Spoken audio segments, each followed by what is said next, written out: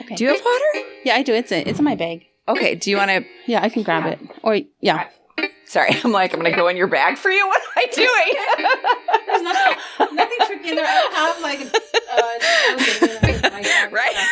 Bite you. That would be really awesome. However, you did have an alligator in your bag. There's a children's book about an alligator. Really? Alligator purse. Welcome to In the Act, a radio program on process and the creative life. Creativity does not just start and stop with artists. We all make aesthetic or guiding decisions. Our aim is to talk through the process and investigate how we choose to express ourselves and live creatively. We're connecting with people about their lives, and that is the subject of our show. Broadcasting from Mead Public Library in Sheboygan, Wisconsin on Mead Community Radio, I am Erica Hunsinger, and this is In the Act. And today's guest on In the Act is Houa Yang. Hi, thank you for having me here. Oh my gosh, I'm so excited to have you on. And I didn't really know, sorry for the ding, didn't really know much about you, but it was a connection through the library and that you were involved and connected with one of the dance programs here. That was like the cursory knowledge that I had of you. Of that connection, and we emailed each other. Correct. So I was wondering if you would explain kind of where you are right now, and then we can maybe backtrack a little. Yeah. So I right now I just started working for WUCMAA, which is the Wisconsin Coalition of Mutual Assistance Association, and it's a Wisconsin United Coalition of Mutual Assistance Association. Ooh, what a mouthful that! Yeah, and the acronym is WUCMAA. WUCMAA. I love that. Yeah, I love acronyms. I just cannot say all that in one sentence. No way. Right? Yeah, that's yeah. So I started working with WUCMAA and as a mental health project coordinator, and so and that's how I got about doing the program here. The youth dance program actually started way back in January here. And so it's a free class, and we offer different programs for the community. And these programs focuses on mental health, mindfulness, wellness, and incorporating a little bit of physical health too, if needed be, depending on what the program is. But the program here at the library, it's for the youth, and the first 20 minutes we do focus on mindfulness activities, and then then they get a little break, and then the last part of the hour they focus on dance and confidence, and it's really just about providing a safe space for you to be here and to learn a little bit of a culture, because we teach Hmong dancing. We have Hmong dancing, okay. Yes, and we have a good number of Hmong families and in Sheboygan. So, yes. It's a pretty interesting class. And so that's just a little bit about it. We can touch base on more about it later. But because WUCMAA is specifically for Hmong and East Asian populations, supporting that culture and people, right? Is that what I'm... Yeah, so I can talk a little bit about WUCMAA and how and who they serve. And so, like, sure, yeah. With WUCMAA was established back in 1986, and it's a statewide Hmong nonprofit organization. Okay.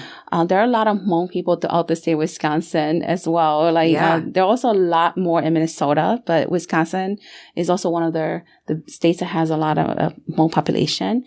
And with WUCMAA, our mission is to empower and advance member organizations by providing capacity, building capacity, actually, funding and advocacy services. And in other words, WUCMAA acts as an umbrella organization, and we champion all this.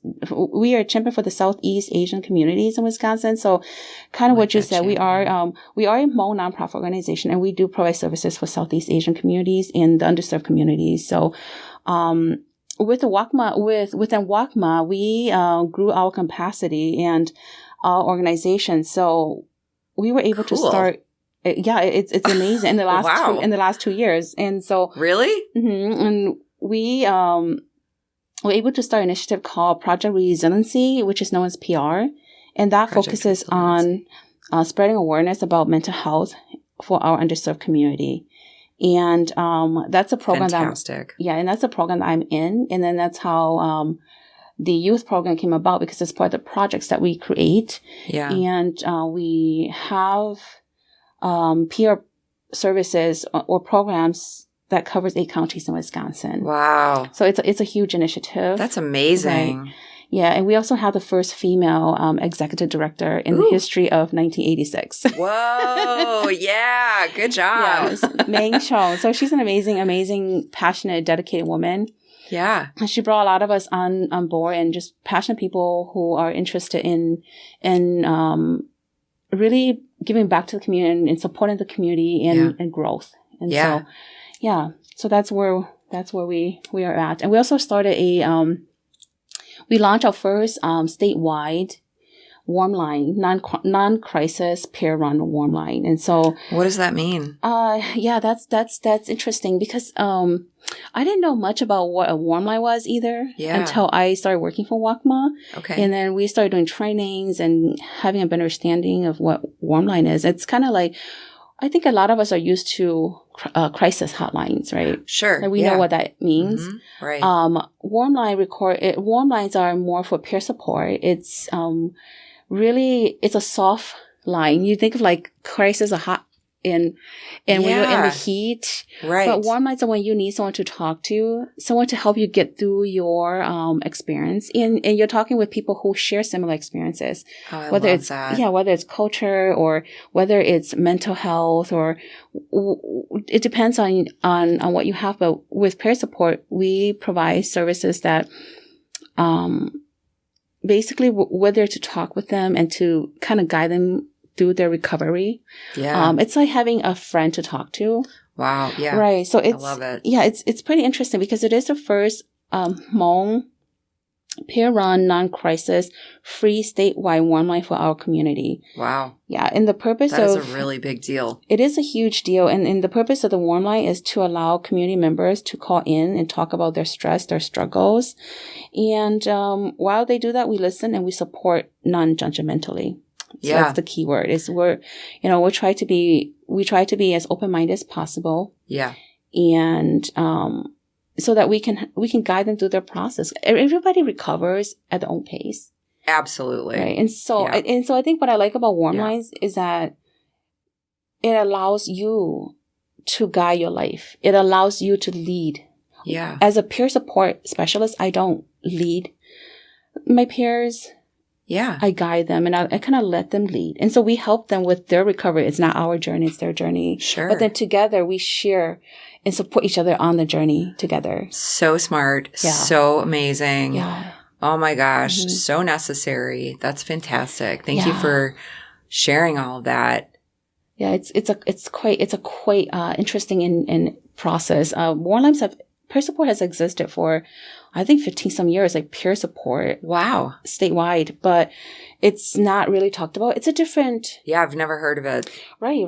Me too. I mean, I'm a transplant, but I've dabbled in and have worked in enough community-based organizations around here that, for the last 10 years that I've not actually even heard of that. So yeah, it's quite interesting because it's been around, but I came from a school district setting, 14 years in the school district. And yeah, let's get into that. Yeah, let's get into that too and how interesting that is, right? Yeah. So it's very interesting because I worked in the school district for 14 years as the Hmong bilingual specialist.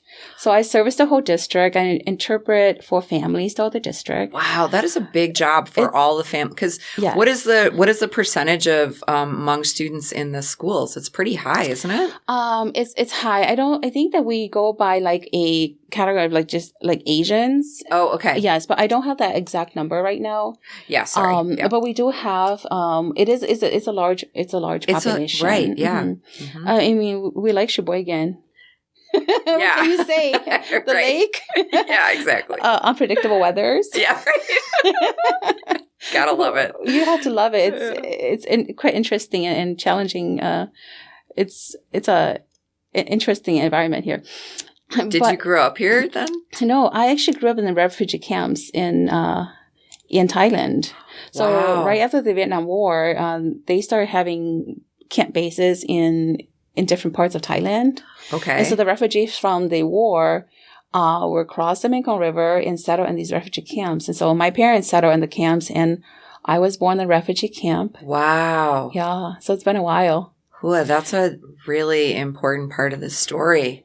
Yeah, it's very important. And I think that a lot of times this is not taught in the school systems. No. Right. Mm-hmm. And so a lot of people don't get to hear why we are here and our journey and our story. And I think that our journey and our story is a part of the American journey. Absolutely. Yeah. Yeah. And when we first came here, our neighbors used to think that we're communists or that we were the ones that hurt their soldiers. And we're like, no, we're the ones that supported and helped. We are the CIA secret war agents. Absolutely. Absolutely. and we are we are the secret soldiers. Yeah. Of the secret war. Wow.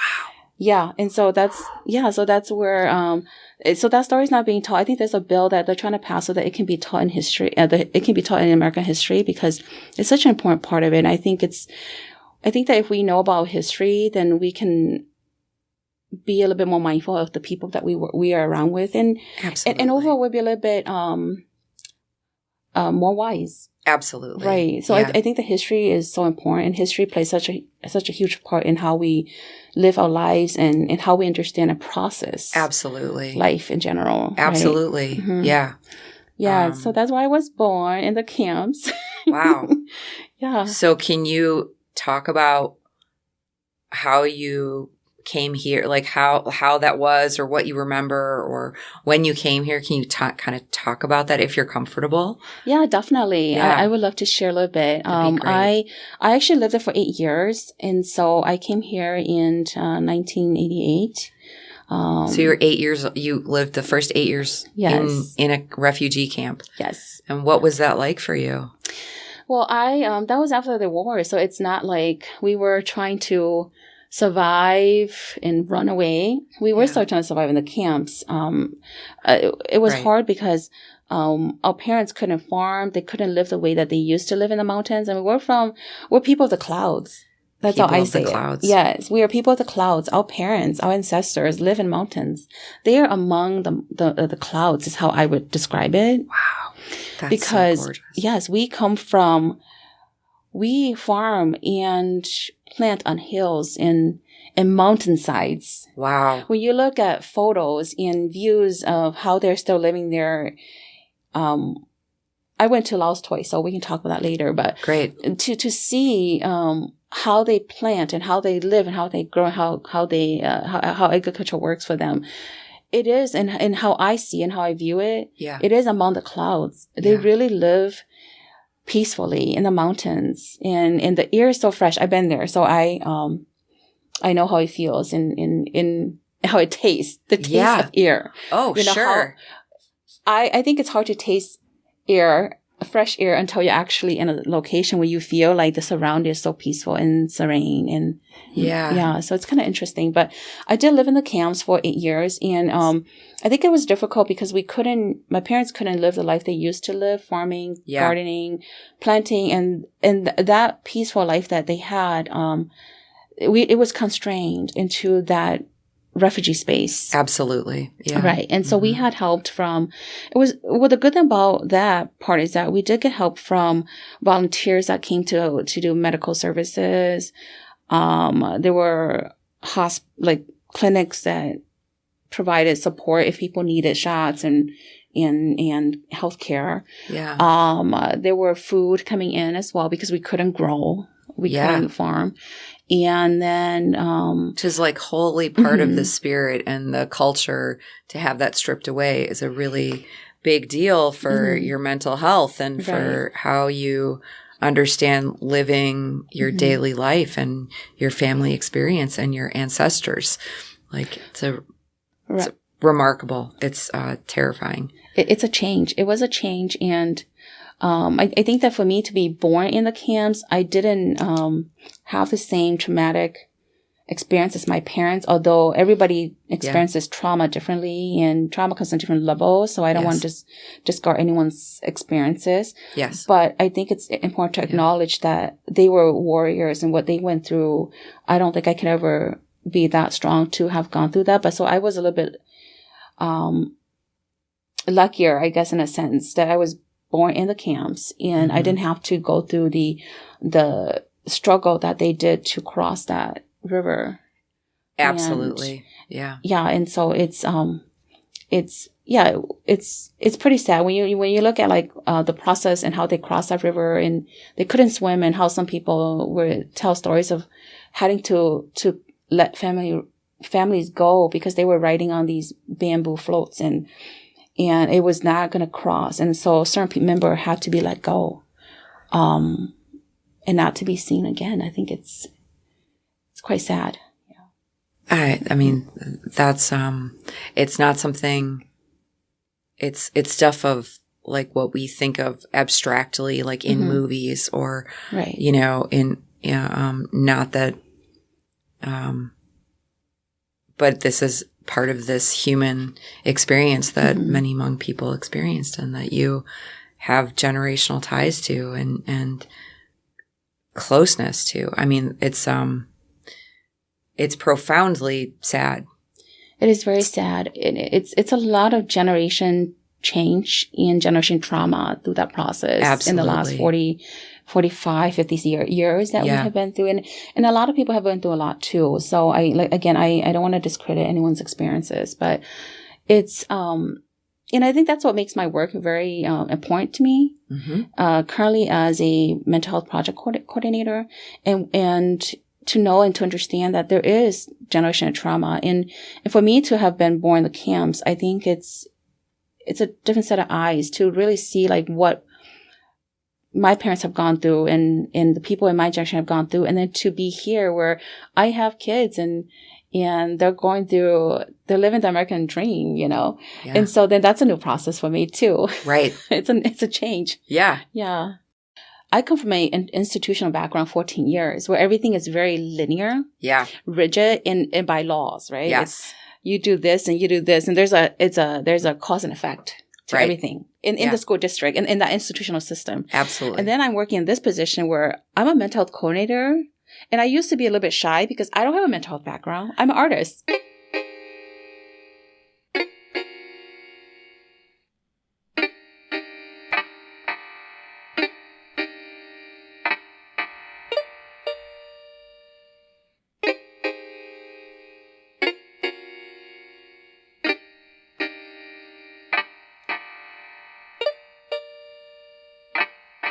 Welcome back to In the Act. I'm Erica Hunsinger, and we are here with Houa Yang. And Houa, thank you so much for talking about your organization and then going back to your early life and sharing that story and weaving in your present day with the past and how important history is for all of us to So I was wondering if you had started talking a little bit. I was wondering if you wanted to go with like where were you after 8? How did that develop? Or if we could kind of go in that sort of timeline. Is that okay with you? Yeah, that's fine. Okay. That's great. So after the camps, I came here. We actually landed in Warsaw. We were at a different camp, a transitional camp after the Bobby camp. And then after that transitional camp to America, we actually came in, I was in Warsaw. So we were in Warsaw for a couple months. And then my parents moved to Sheboygan because they have families here. And they were saying, in Sheboygan, if you want a job, there's a lot of jobs in Sheboygan. So my parents decided to move here to get a job. Amazing. Yes. Yeah. And it's an industrial community. So we have been here since then. How old am I? Oh my goodness. I've been here so long. 20 some years, over 2 decades. Wow. Yeah. Yeah. Over 2 decades. So over 2.5 decades actually. So I've been Sheboygan since. And then I went to college. After I graduated from South High, I went to UW Milwaukee. Can I stop you? Yeah. Can we go back a little bit? Because definitely. The transition, it sounded like, seemed really easy.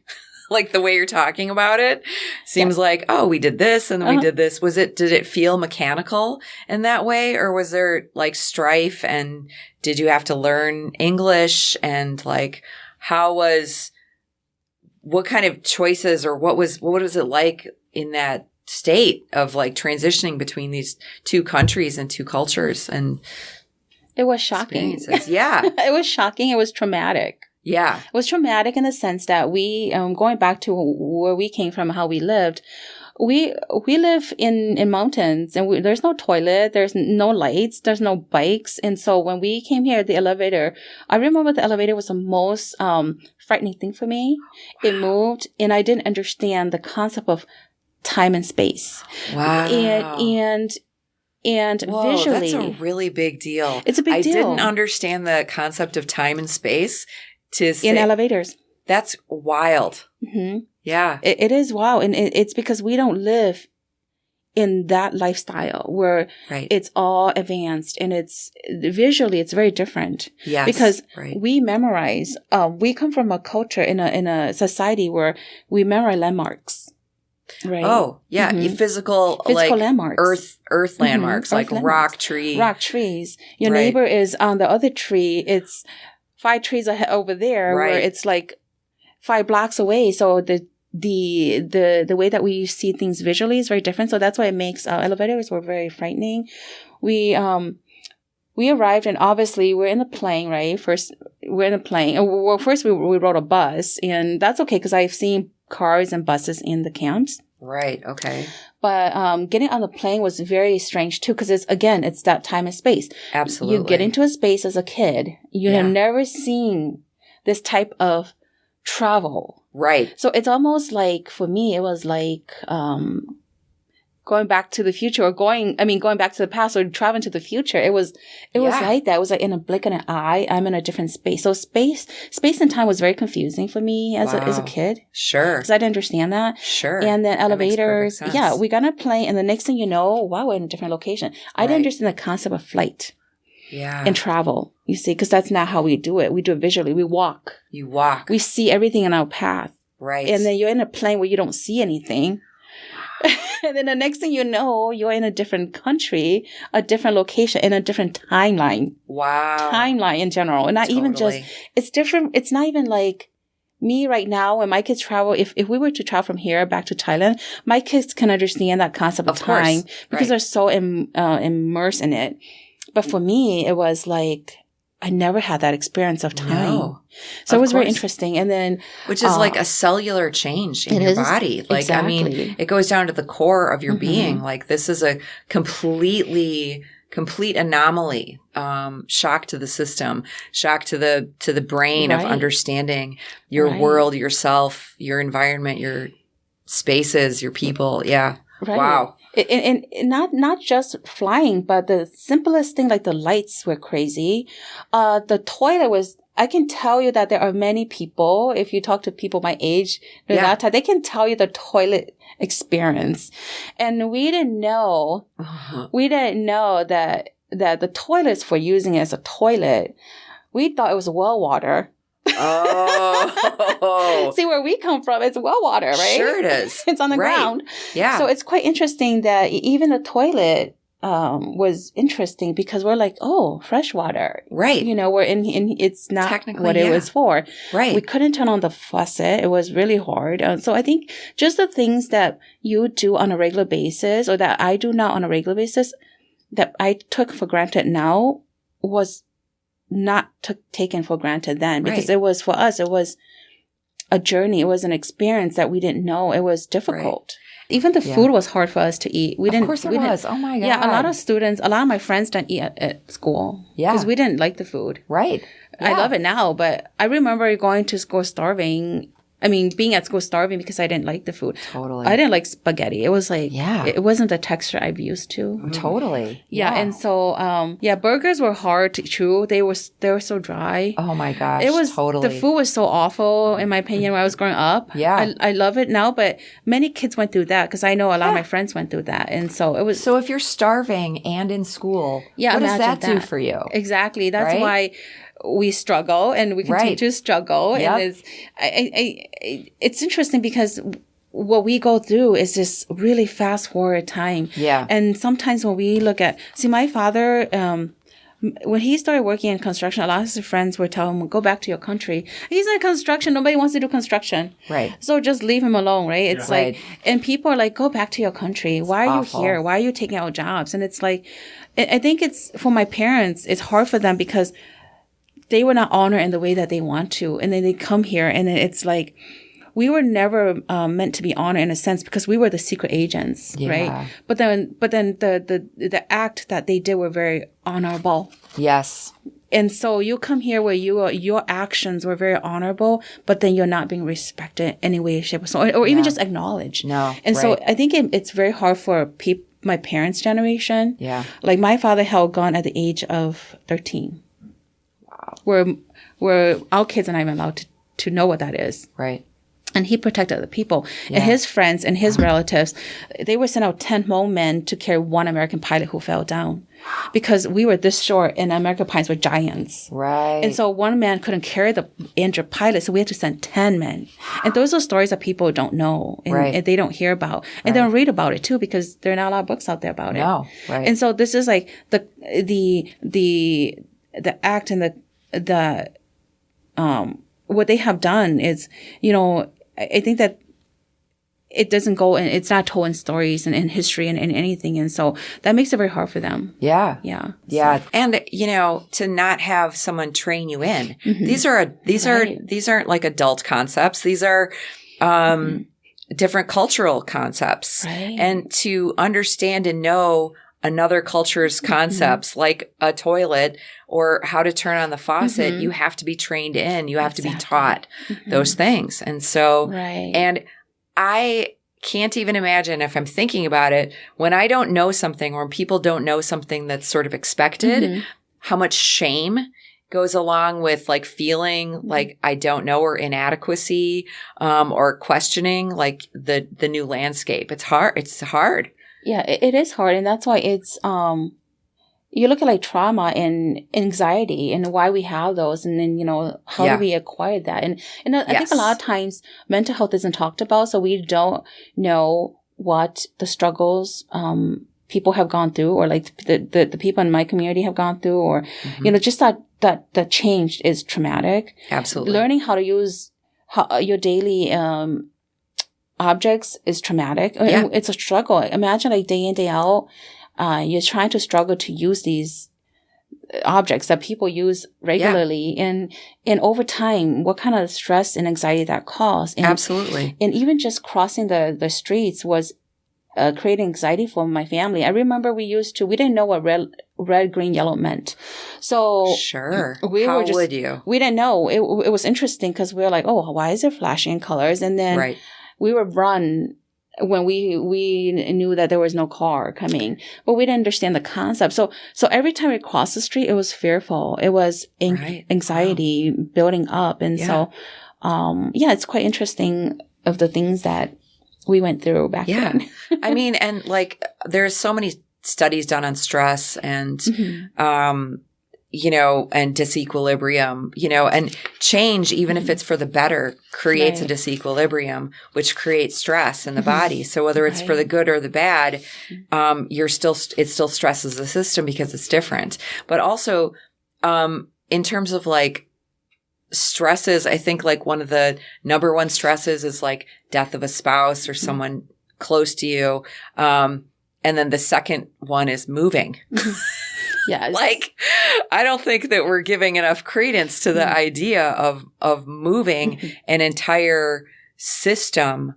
That's like how you wake up, where you wake up, like look at your life and absolutely upend it and shift it into a completely new environment. Yes. And what resiliency and anxiety and happiness and sadness and trauma and grief, like all of it goes, it's such a complex thing.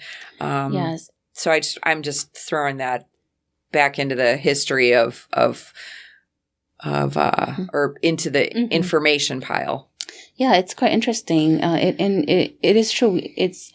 it's something that we don't think about on a daily basis, what move can do to us, right? And it's a culture change, culture shock. Yeah. And in the process of that. So it's like, I think that there are stigmas around the idea of talking about mental health and anxiety and what we go through in the community as well, in my community, my home community. And so, and then I think that's why we have, right now we have another project that we are working on. It's called the Diamond Project, and we work with, UW-Madison researchers. Cool. And so with this Diamond Project, the goal is to ensure that the Hmong community in Wisconsin is included in health research and that their voice are heard. And so that, and they study people who are 50 and over. So then it's important in this process because I feel like it's giving those people in my generation and my parents' generation a chance to be heard and talk about their experience as well. Yes. And like I'm so thankful that I get to talk about my experience with you here. Same. And share that. And I think it's important that people over 50 and the elderly can talk about their experience too. And so and they can get to tell about that culture change that we just talked about and that culture shock and what that move does to them and how mental health and health and life in general plays a role. So that's Absolutely. What the project is too. And so the Diamond Project kind of focuses on that. And it kind of, I love that it's called Diamond Project and not like something about the elderly. Like right. I'm over 50. So like, come on. Yeah. The Diamond Project. It's, you look at life, it's people come in prism. I mean, the diamond's a prism and you look at like how Sweet. People come with different lights and different experiences and it shines in different colors. So love it, everyone's experience is like a prism. It's a diamond, right? And Absolutely. So we can either look at our past as traumatic or we can try to take our past and help it let us grow. Absolutely. And you look at like why, I don't know why they named it the Diamond Project, but my understanding of diamond is that it's a prism. It really helps people, look at their life in different perspectives. Absolutely. And everyone's life is unique in a sense of color and how it shines. And so, yeah. Well, totally. Yeah. So I think that it's great that they're calling it the Diamond Project. I do like too. You said. Yeah. And it's so that we feel like we're sharing our life and our experiences and not that timeline. Yeah. Right. Mm-hmm. Oh, yeah. Mm-hmm. Right. Yeah. So. Yeah. Mm-hmm. And within, like, I know I am like kind of focusing on timeline, I guess, within this, but I love that we're like kind of bouncing around and you're weaving this through because I know that you said that you went through school and went to college and that you're an artist. And I kind of wanted to like tap back into where your interest kind of drove you or, through your experience. Yeah, I've always have a love for art and it goes back to in the refugee camp when I was growing up. I mean, we were in the refugee camp. I think education was offered, but it was not required. Okay. So as a child, I was just roaming around. I didn't get education. There was nothing to do. So I would, take thorns and poke holes into leaves. And that's how I made art. And, we don't have paper and pencil. The things that my kids take for granted now, I didn't have. Wow. So I would take leaves and on a daily basis, I would draw on those leaves and I would draw it by poking holes with rose thorns and flower thorns and any kind of thorn I see. And we're in Southeast Asia where there's different types of thorn you can see, long ones, short ones. So that's how I started art and creating. Wow. Right. And we would you like put the leaves together or just use one leaf as a whole? I would tell just me more. I was 8, 7, 6, who knows? Yeah. I would just poke the leaves and just be done with one leaf. So it was just different leaves. Yeah. Do designs on it and then move on to the next leaf. And that's how I did art. And I also did art with sand and paper. So I do like pottery and I'm really into texture and earthy things because I grew up like that. And totally. I would take dirt and pour water and make bowls and pots out of them. Wow. And, it's temporary and I could destroy it after I was done with it and start a new piece of art. And totally. It was completely out of earth. Oh my gosh, water and earth. And so, so I have always been a part of that. And it goes to like the nature of humans, right? That we are at our base, if you don't have anything going on around you, you said like you were bored, there was like school wasn't necessarily required. We're going to find something to create with, to mark make, to put your own, find the materials that you respond to then, create whatever it is, and that's what you had was your earth, like connected to that. Ugh. Right. It. And I had that. And so, and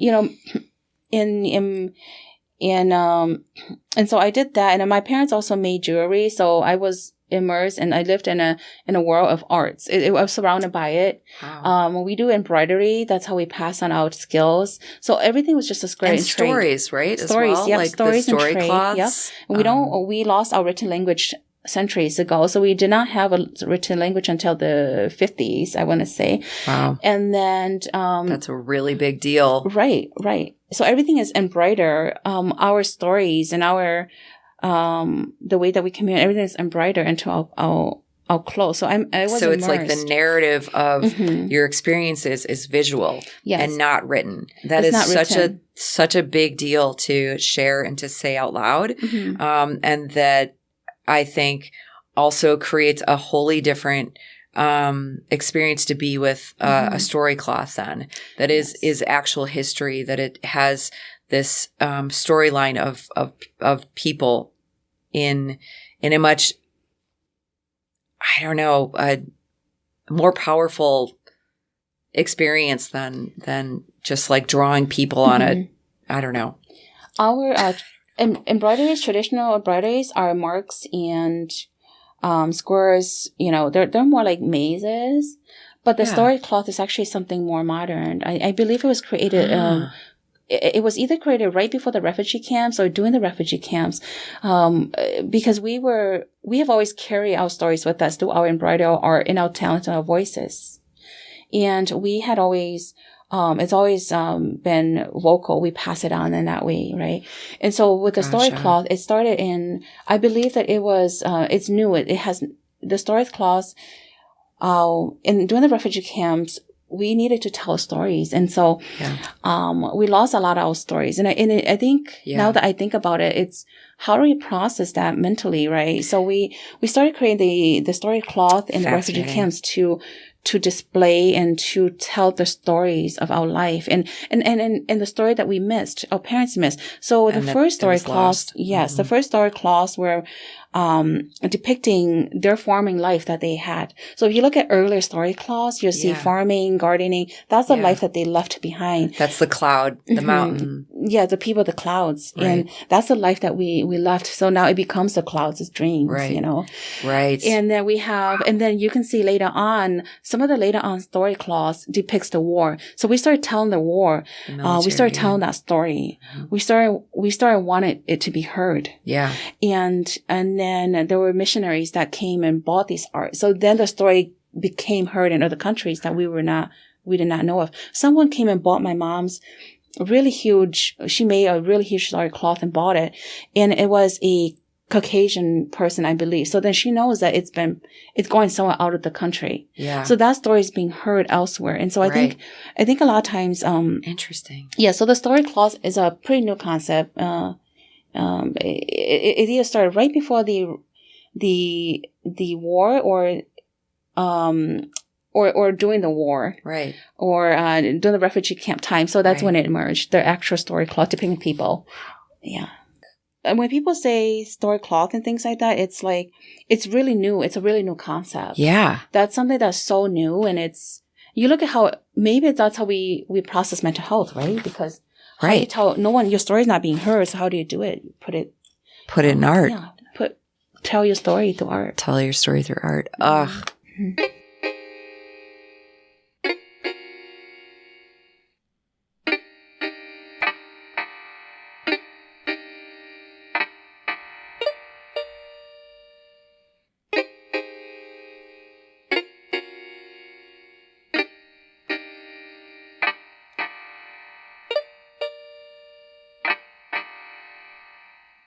Welcome back to In the Act. I'm Erica Hunsinger. We are here with Houa Yang. Just blew my mind a little bit talking about the story cloths and where they sort of landed in history, and to process and to share stories. Mm-hmm. And that's through art, and the importance of art in that, just really spine tingling in lots of ways. So you started talking about then your own personal art journey. So can you talk a little bit more about that? Yeah. So that's how my past was. I was immersed in art in every day. And then so I went to college and I started off, originally I wanted to, when I was growing up, that was decades ago, and my parents were telling me that I probably won't make a living doing art. So I didn't go into art directly in college. Yeah. And so I started off wanting to go into psychology. I was really into, mentoring and counseling. Yeah. And so I started taking a couple of psychology classes, and I was just, it wasn't working for me. The theories were too complex at that time. You know, I was going through so much growing up. Yeah. The time change was too fast for me, and understanding all the concepts was kind of difficult. Don't you think? I mean, let's pause there. I do think it's really important to pause there, because when you're processing and trying to, just be, right? And you're growing. Yes. So you're constantly in a dynamic system of your body and mind and abilities. Having to understand concepts or larger pieces is a lot harder to do. And you really have to have a lot of security and, I'm not even sure I'm explaining it. You probably can explain it better than I can, but that to be able to do that is really hard. That makes a lot of sense. It's not making sense. Yes, sorry. you summarize it correctly for me, Erica. Thank you. You summarize it perfectly. That is a perfect way of summarizing it. Your body and mind changes in this quick pace. And I think coming from the camp to here, it's really a time change. My life has always been sped up. Yes. I feel like I was growing too fast because of the culture shocks and culture changes. Absolutely. And understand the concept of psychology is very complex. Absolutely. So psychology was way too complex for me. And on top of that, I got married at 19. Wow. Yes. And so, I got married at 19. And so I had my daughter, and being young and I was actually of all my friends, I was like one of the three that actually got married later. Some of my friends got married in high school. It was culturally acceptable to get married younger back, some decades ago. But anyways, so then I was going through a lot in my life as well. And again, it's that general show. It's that culture time change shock. Absolutely. Yeah. I've been here. I just graduated. I got married, and then I've had a kid. I mean, I had always felt like sped up. Like my life was always fast forward every step of the way. Yeah. Growing up, that's how I felt. And then so it was, and I felt comfort in art at that time. The concepts didn't make sense to me. So I went back to what makes sense to me, disregarding what others told me I wouldn't make a living in art. It's funny because I'm so not working professionally as an artist. But it informs still, I think, probably. Yeah. Mm-hmm. Yeah, but it affects every part of my life and how I got here, my journey here. Absolutely. So, and then then I changed into art, and I study art at UW Milwaukee, and I have my Bachelor of Fine Arts with an emphasis in graphic design. But I seeked that direction because that was what I knew best, and that was my comfort level. Yeah. And it was something that made me happy, and something I knew that I could be creative in, and I can be successful in. And so I did that. I studied art. Right. And I loved it. Again, I'm stopping just for a sec, but like the idea, like where you were at that time, and like the fast pace, I know that when I feel like really sped up and that doing art, I can only be present with a mark that time, that material, and it's so present, it does kind of slow down everything. Yes. There's a meme going around that, like, if you want to slow time, have a kiss or something. I don't know, something like that. But I kind of feel that art is in that same way, that you're very present with that moment and with yourself. And in whatever capacity that creation is. Right, right. You're right about that. It's really important. And how cool that you found that you recognized that was a pattern that made sense to you, that helped you. Yeah, art gave me a pause in life. Yeah. It kind of gave me a break, and it allowed me to be the creator of my life. Yeah. I was able to, and resonating what you said earlier, it allows you to create and be very focused on just one project at a time. And you work at your own pace, and you create at your own pace. And then that's how I took that path, because I feel like for once I had control of time. Yeah. And then I think that's important, is to have that control of time and to say, hey, I set a goal, but how I get there is up to how I feel at that moment. Right. And I think that's important. It's very important. Yeah, it's very important. And that mentality makes sense in the work that I do today, Yeah. To be able to set goals, but not expectations. Because everyone recovers differently. And how do you do that? Yeah. Sorry, I interrupted you. Oh, yeah, go ahead. I got excited. Mm-hmm. How do you do that? How do you set goals without expectations? What can you show us? Can you tell us how that? Tell me how that works. What I do now, like for example, with peer support, it's really people. If you think about how we recover differently, like I think about my process and how I recover differently. Like I struggle a lot with anxiety. Yeah. Many of us do. Yes. I used to end up in the ER like 1 or twice a year because I thought I was dying from a heart attack. Oh. And it wasn't until years later that a doctor was like, okay, we don't know what's wrong with you, so here's some anxiety meds. I'm like, oh, I actually can breathe. And that's how I discovered anxiety. Wow. Because there were panic attacks. Yeah. There are panic attacks. Wow. I was getting panic attacks. And so terrifying. Right. Terrifying. And through that journey. And so when I look at what I do now and with peer support, and in creating the projects I do now, we create projects and the projects are free. You can attend, you can sign up. If you don't want to, that's okay. It's at your own pace.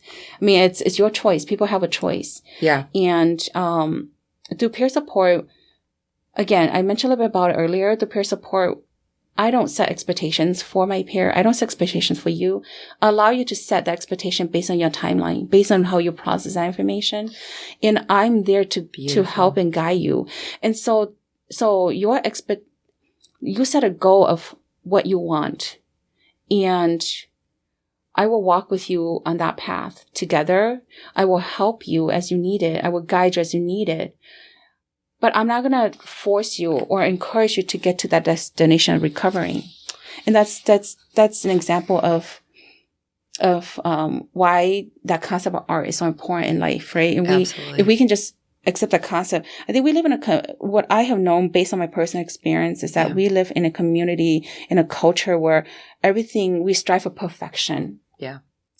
The system teaches us to be perfect scores, perfect math, perfect everything. In school, for me, I come from a world where there is no expectation. You set daily goals. You get up today, we're going to focus on farming, we're going to plant, and the next day, we're going to do some weaving. You have goals, but not expectation of the timeline when it's going to get done. And then I come here and it's like X amount of work has to be done, and everything is so, I feel like the system pushes us to be so perfect that it creates so much anxiety, and we grow up too fast. And so art in peer support, for me, this just is how I feel, is that it allows us to pause that time and really go back to the life that I knew. Is you grow up, you set yourself a goal. You have to have a goal, right? You have to know what you want to do next. But how you get there is at your pace and your process. Yeah.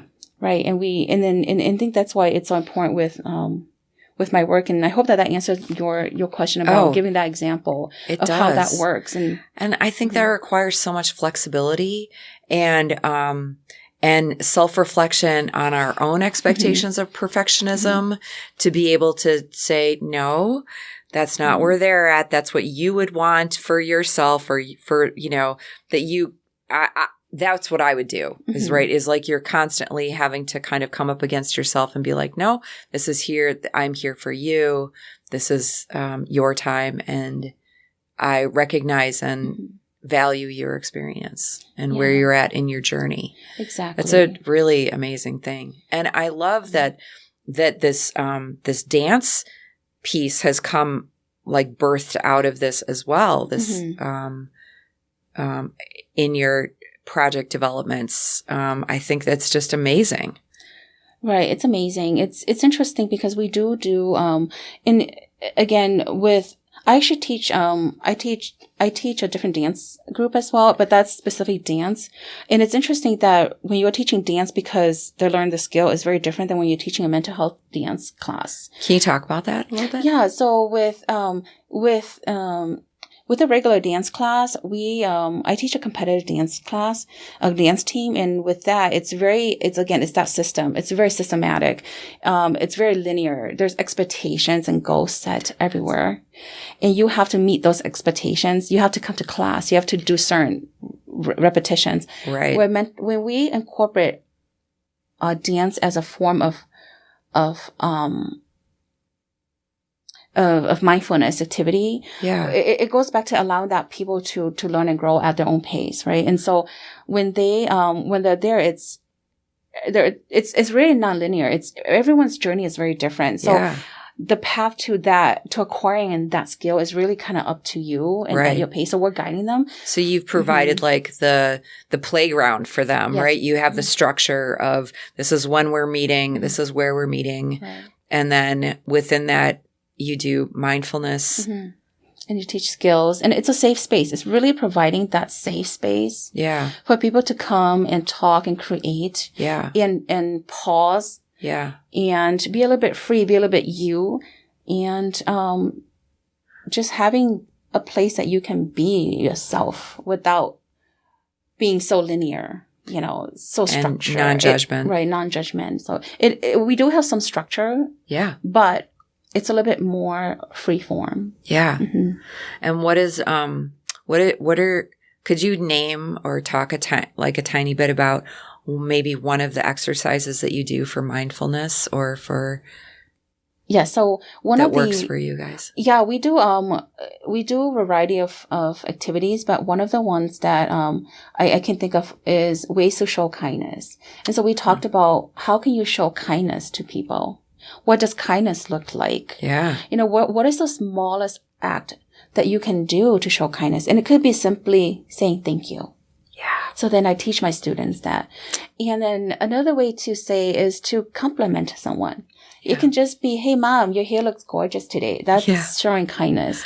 Right. And just the smallest act of kindness can go a long way in someone's mental health. Absolutely. So that's one of the activities that we do. And we'll go around and see what each of them have to say. Right. And I do have a little cheat sheet on the screen. So thank goodness. I love that the library has the projectors. And so in case someone can't think of something, they can look at the photos, and it has photos and words.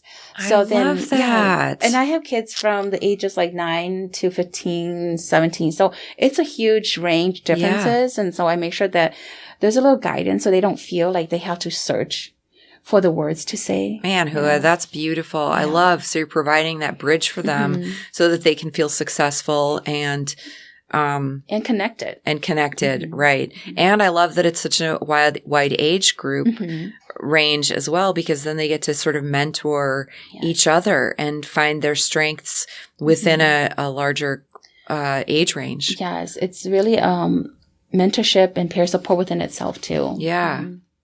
And creative, yes. So cool. Yes. Oh my gosh. And then they get to perform for the Hmong New Year. So, in a couple of weeks, it seems like it's coming around. Yeah. So then they get to see the finished product.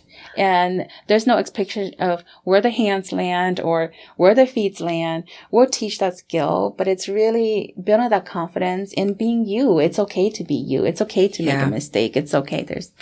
It's okay. Right. It's okay to not allow people to judge you and be them, just do your best. Yeah. At your own level. Right. Mm-hmm. And I was going to ask you if you have like words that you wanted to share to, that are valuable to you that you wanted to express in this. But I mean, if there's anything else that you'd like to kind of share, in this time, I think I've shared, a lot. I might just be repeating myself, right? I'm trying to think. But I think that what's most important is that to really understand that people grow differently and that change is possible. And whatever anyone is going through right now in life, I want them to know that the journey might be long, but there is a possibility for change and possibly for growth and possibly to recover. So, they're not alone. Seek help, have friends and enjoy life as much as possible and slow down sometimes. Yeah. And slow down sometimes. Yeah. That's so beautiful, Houa. Thank you so much for being here and sharing like your whole story or part of your whole story and your experiences and the incredible work that you're doing and what you're creating for, our communities. That's just really powerful and beautiful and, we're lucky for it. So thank you. Yeah. Thank you for having me. If people would like to get a hold of you, or your organization, how would they do that? Yeah, definitely check our website. It's WUCMAA.org. WUCMAA is? WUCMAA is WUCMAA.org. Great. So check us out. And we're also on Facebook and Project Resiliency is also on Facebook. So Project Resiliency is on Facebook? Okay. Yeah, we have a Facebook page too. And they can find all the information at our WUCMAA.org website as well. Great. Yeah, definitely. Excellent. Thank you. Oh my gosh. It's been an absolute pleasure having you here. Thank you so much for talking with me today. Thank you so much for having me. Huge thanks to Mead Public Library, the fantastic Melissa Prentice, Josh Littner, Annalisa Finca, the radio committee, our amazing engineer John Tully, and for the title, Photo and Fabulous, theme music composed and performed by Cooper Deers. In the Act is produced in the studios at Mead Public Library in Sheboygan, Wisconsin. More information on the web at meadpl.org.